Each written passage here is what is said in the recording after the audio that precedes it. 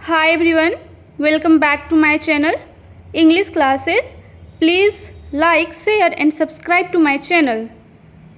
Please subscribe. And आज हम लोग एडवांस स्ट्रक्चर में कुछ सेंटेंसेस को इंग्लिश में ट्रांसलेट करने के लिए सीखने वाले हैं. So let's start. कुछ ऐसे सेंटेंसेस हम लोग अक्सर बोला करते हैं.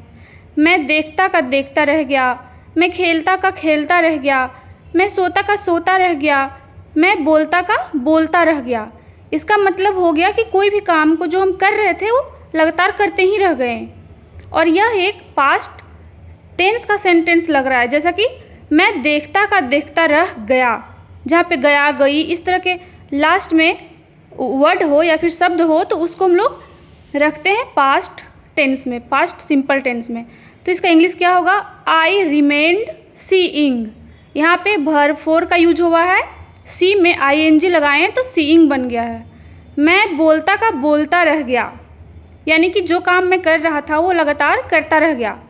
तो आई रिमेंड स्पीकिंग होगा यहाँ पर. आई रिमेंड स्पीकिंग. रिमेंड इसलिए लगाए हैं क्योंकि रिमेन का वर्ब टू है रिमेंड.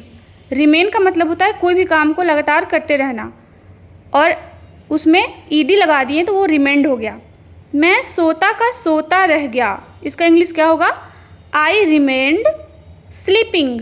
आई रिमेंड स्लीपिंग मतलब हुआ कि मैं सोता का सोता रह गया. स्लीप, स्लीप होता है वर्ब वन, लेकिन यहाँ पे हम लोग आईएनजी का यूज़ किए हैं क्योंकि वो काम कंटिन्यू हो रहा है.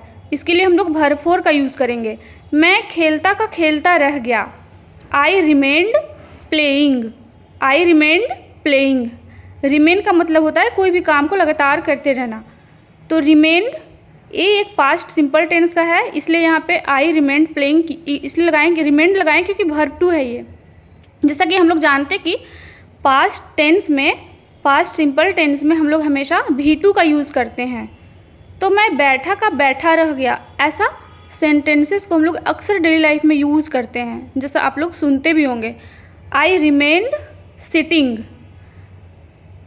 मैं उस काम को लगातार करता रह गया, मतलब आई रिमेंड सिटिंग. मैं बैठा था और बैठा रह गया. मैं गाता का गाता रह गया, मतलब मैं कोई गाना गा रहा था और मैं गाता रह गया, बहुत देर तक कंटिन्यू मैं उस गाना को गाता रह गया. तो इसको इंग्लिश में कैसे बोलेंगे? आई रिमेंड सिंगिंग.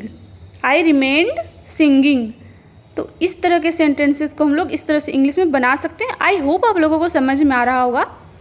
वह नाचता का नाचता रह गया, मतलब कोई आदमी है जो नाचता का नाचता रह गया, बहुत देर तक लगातार वो नाचता रहा.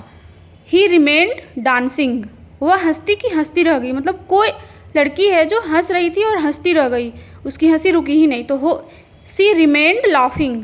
वह खाता का खाता रह गया, मतलब वो खाना खा रहा था और वो बहुत देर तक खाता रह गया. तो ही रिमेंड ईटिंग.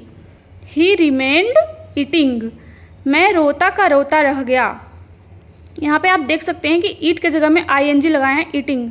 आई रिमेंड वीपिंग. हो सके तो मुझे माफ़ कर देना. ये एक अलग तरह का सेंटेंस है दोस्तों. तो इसका इंग्लिश में ट्रांसलेट कैसे करेंगे, आइए सीखते हैं. If possible forget me.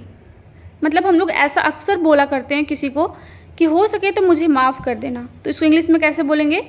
If possible, अगर ऐसा संभव है तो मुझे माफ़ कर देना. हो सके तो भूल जाना. हो सके तो उसे भूल जाना. If possible forget him. If possible forget him. यहाँ पे भूल जाने का इंग्लिश होता है फॉरगेट.